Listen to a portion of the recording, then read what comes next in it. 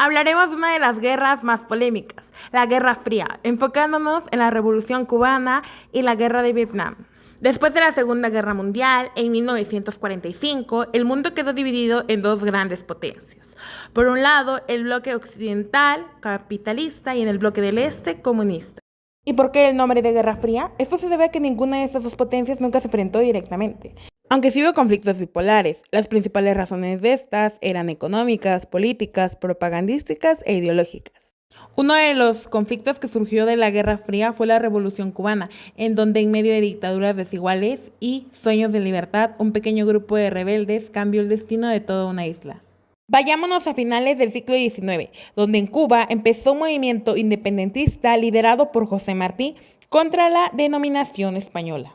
Cuba estaba harto de España, ya que llevaba siendo 400 años española. Sin embargo, Estados Unidos metió las narices buscando apoderarse de la isla. Fue así que Estados Unidos le declaró la guerra a España, obteniendo una Cuba independiente. Y los cubanos estaban felices con su libertad, pero después se dieron cuenta que habían cambiado la bandera española por una estadounidense, ya que pasaron de ser controlados por los españoles a ser controlados por los estadounidenses. En 1917 la Revolución Rusa triunfa, dispersando así las ideas socialistas por toda América Latina, y claro, Cuba no era la excepción. En 1952, el general Fulgencio Bautista tomó el poder mediante un golpe de Estado, instaurando una dictadura militar, haciendo ricos a los suyos. Fue así que por medio de marchas, estudiantes se manifestaron. El 26 de julio de 1953, un grupo de jóvenes, liderado por Fidel Castro, toma un cuartel, pero estos son detenidos.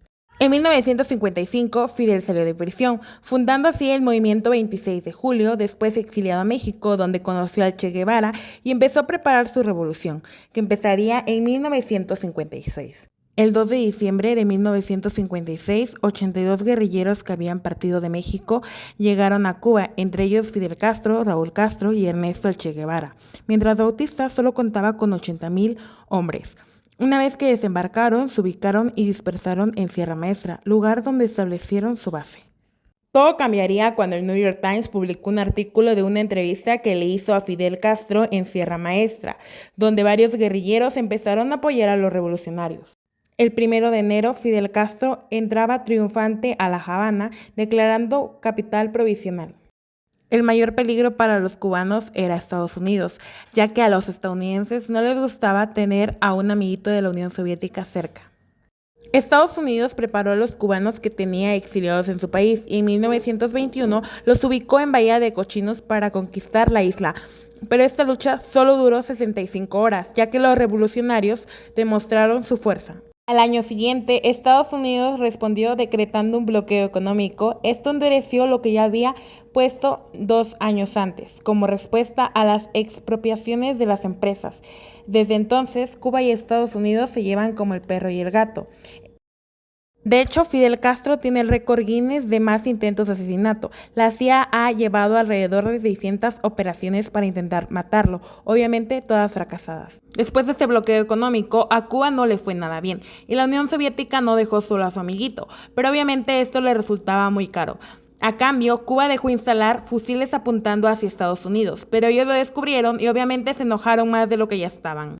Cuando Fidel Castro enfermó, dejó encargado a su hermano Raúl Castro. Con la llegada de Barack Obama hicieron las paces. Y a Cuba le iba algo bien, pero después con la llegada de Donald Trump al poder, las cosas no prosperaron.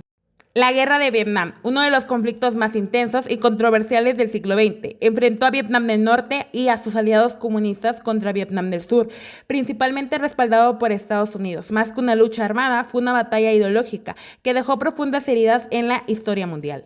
Vietnam era una colonia francesa, pero tras la Segunda Guerra Mundial, un grupo llamado Viet Minh le declaró la guerra a las tropas francesas, ya que quería su independencia. Francia, a pesar de contar con ayuda económica, perdió la guerra, y esto ocasionó que Laos, Camboya y Vietnam quedaran separadas. Esto hizo que poco a poco la convivencia fuera insoportable. Así se decidió separar Vietnam del Norte y Vietnam del Sur, ya que unos querían ser comunistas y otros querían ser socialistas. Después de esa separación, los vietnamitas tenían que decidir si querían estar juntos o separados. Estados Unidos y los anticomunistas dieron un golpe de estado en Vietnam del Sur. Y fue así como Vietnam del Norte empezó a apoyar el Bitcoin. Aunque Vietnam haya quedado dividido por un lado comunista y por el otro lado capitalista, esto no quiere decir que en Vietnam del Sur no haya personas Aunque Vietnam haya quedado dividido por un lado comunista y por el otro capitalista, esto no quiere decir que en Vietnam del Sur no haya personas comunistas. Bitcoin, Frente Nacional de Liberación de Vietnam, es una organización que está en contra de las injusticias de Vietnam del Sur. En 1959 estalló una guerra civil entre Vietnam del Sur y el Bitcoin.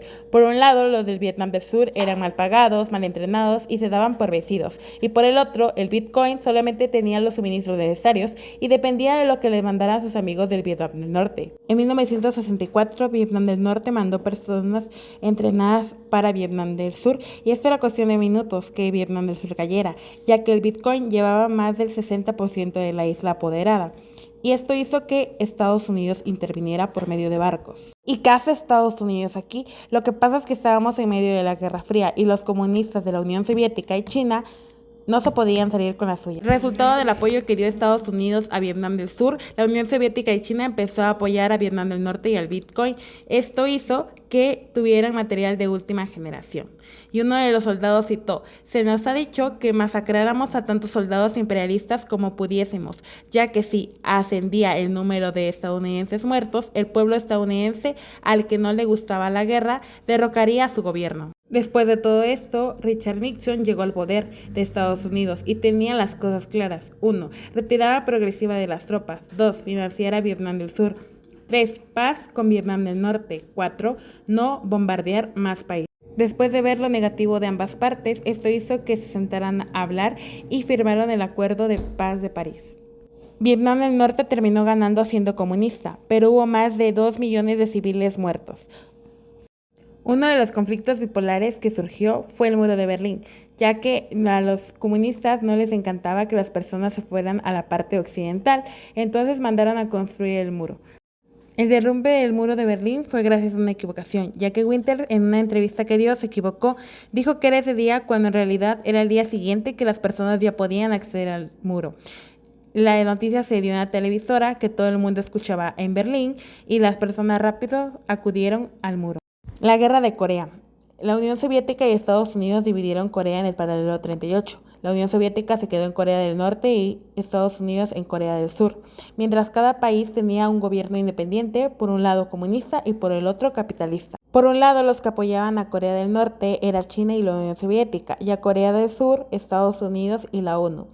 Estados Unidos, Corea del Norte y China firmaron para no seguir peleando, pero Corea del Sur no. Entonces lo dejaron en pausa. Por eso la Guerra de Corea es una guerra en pausa.